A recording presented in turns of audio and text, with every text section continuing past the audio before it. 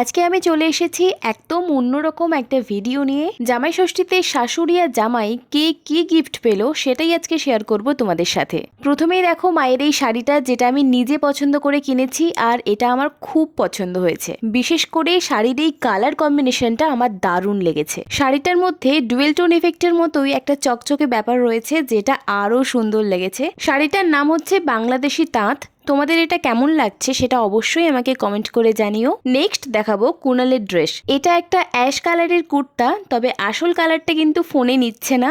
আসলে কালারটা হচ্ছে ব্লুইশ অ্যাশ টাইপের, তবে ফোনে কিন্তু যথেষ্ট ফ্যাকাশেই লাগছে। আর আমার কেন জানি না ছেলেরা ওই যে শার্ট বা কুর্তার হাতাগুলো ফোল্ড করে করে কনুইয়ের কাছে এসে রাখে, ওটা দেখতে আমার বেশি ভালো লাগে। নেক্সট রয়েছে একটা হালকা ব্লু কালারের জিন্সের প্যান্ট, যেটা ভীষণ সফট, যার জন্য বারবার টাচ করতে ইচ্ছে করছে। তবে এই কুর্তাটার সাথে হোয়াইট বা গ্রে কালারের প্যান্টও কিন্তু দারুণ মানাবে।